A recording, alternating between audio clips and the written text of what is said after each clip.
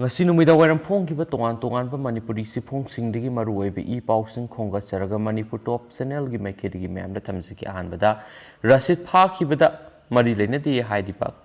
yada club na miyamda lan uhonana bo honara palebak thibani sajid Lilong hangam thabida leiba MD Rasid pu police na faduna lupa lak mari romgi senpam laukibada mari leidaba Youth Athletic Development Association yada khetri gaunu yumpham yaudu bo wafam ke media ra phongdoktuna hiram sigi matangna lan sathakiba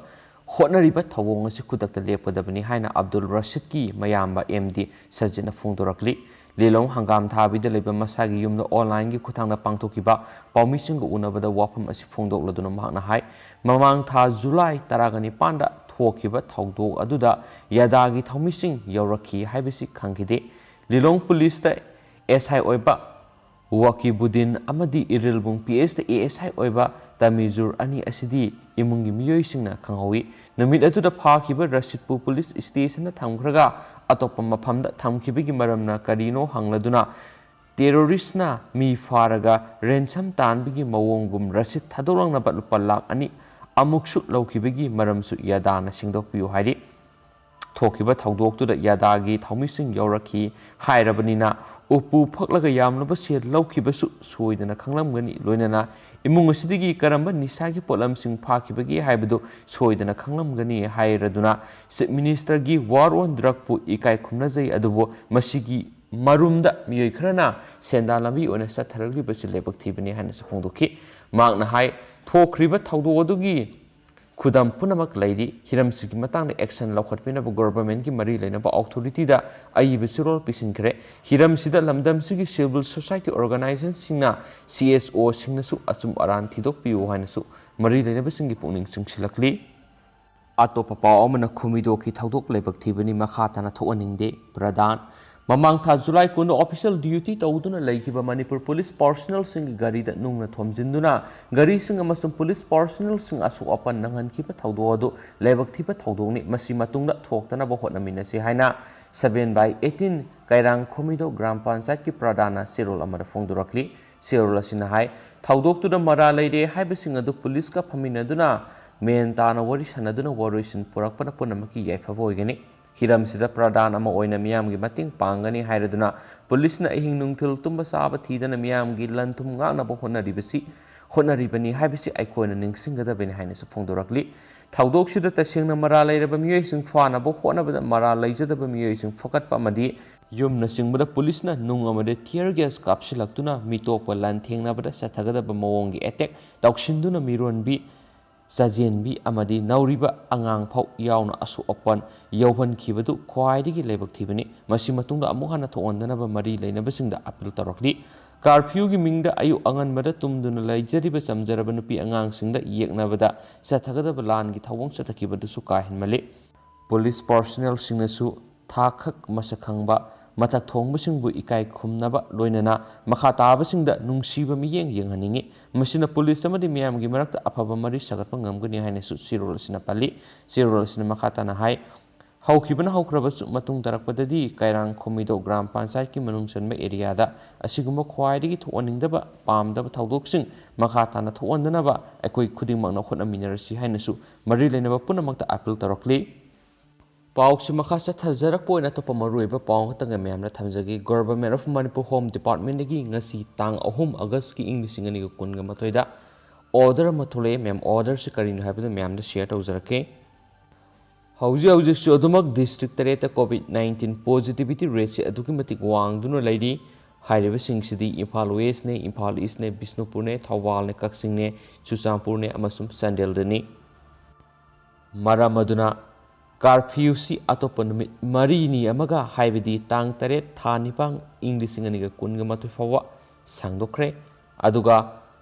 amasum activities khara permitted tawri sakar gi mekedigi karamba activities no haibidu mayamda makhatana pijarake aduga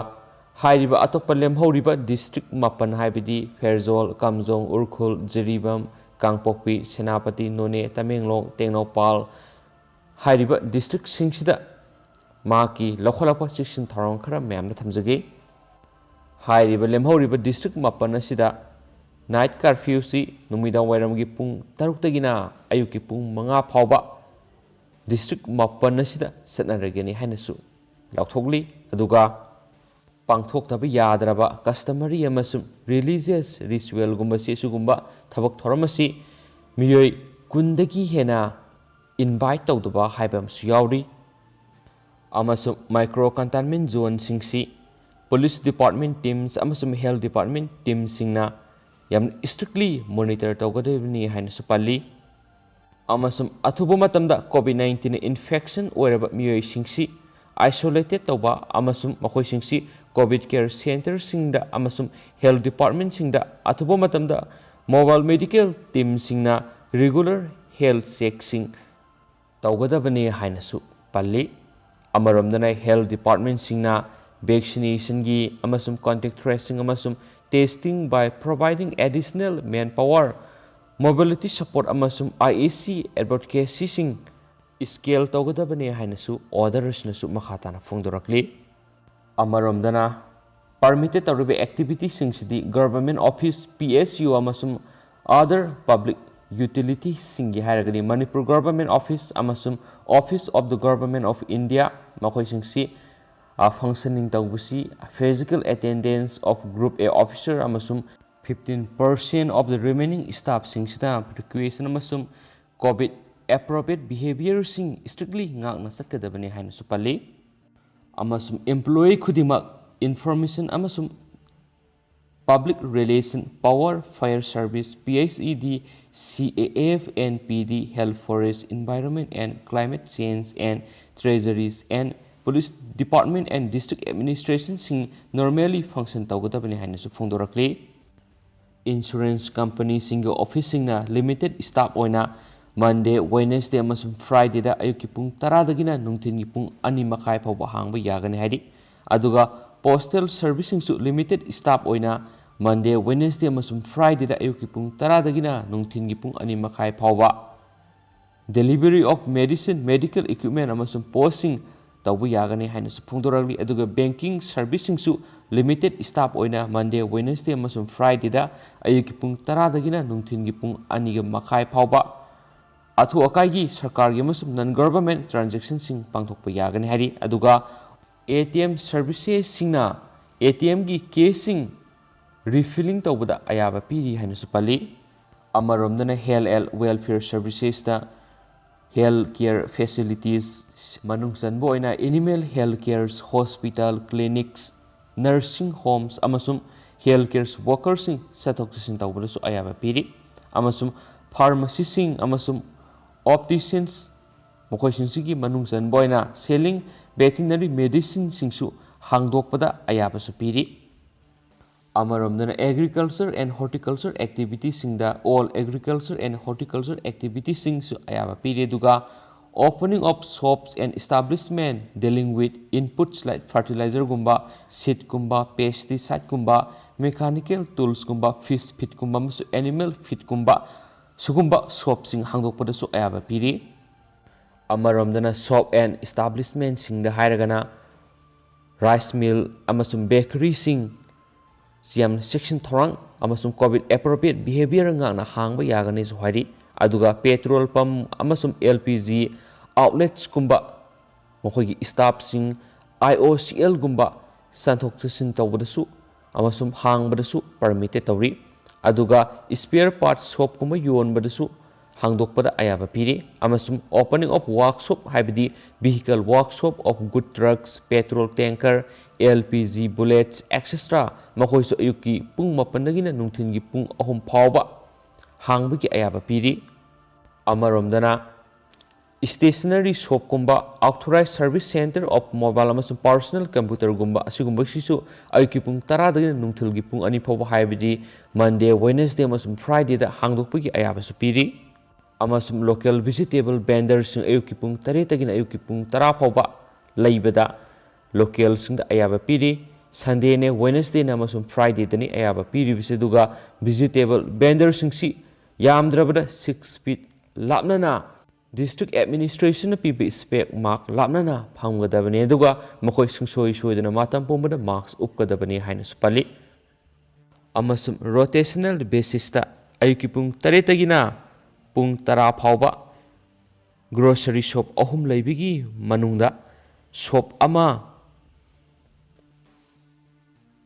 hangadabani aduga selling fish gumba poultry amasum poultry product gumba asugumagina ayuki pung 10 dagina ayuki pung 10 ga matai fawba Monday Tuesday amasum Saturday singda hangba yagadori aduga selling milk gumba fresh milk gumba asugumba sigina numit khudingi ayuki pung 6 dagina ayuki pung 8 fawba hangba yagani so hairi amasum minimum staff ta hotel for lodging hangba yagani so hairi aduga restaurant gumbadi adumak close tawkigani adugo home delivery gumba various good amasum services like food item gumba vegetable gumba grocery gumba amasum medicine gumba asigumba singi e-commerce platform da adumak home delivery tawba yagani haina supali loisilakpoina construction activities subject to on-site stay arrangement of workers singi oina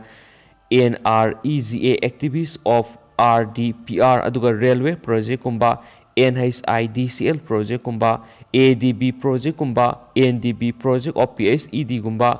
PMGSY of RDPR gumba adu atopa maru eba government gi project gumba singisu eba piri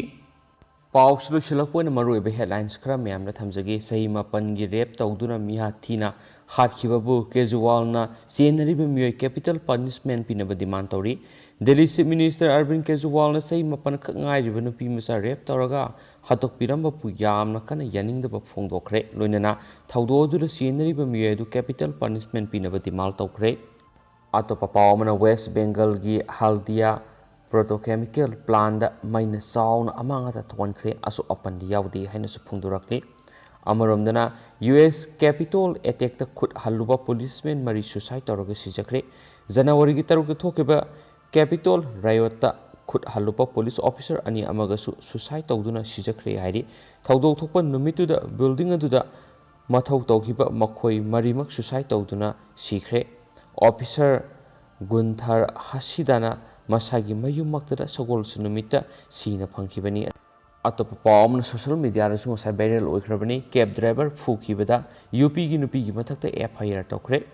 Lucknow द traffic signal अमदा policeman अमा लैना cab driver अमा बो फुबिखिबा नुपी दुगी मथकता उत्तर प्रदेश पुलिसना FIR अमा फाइल तौखरे हाइरि मधु कैमेरा की मतिंगदगी तौब ngमखिबनी हाइना सुपल्ली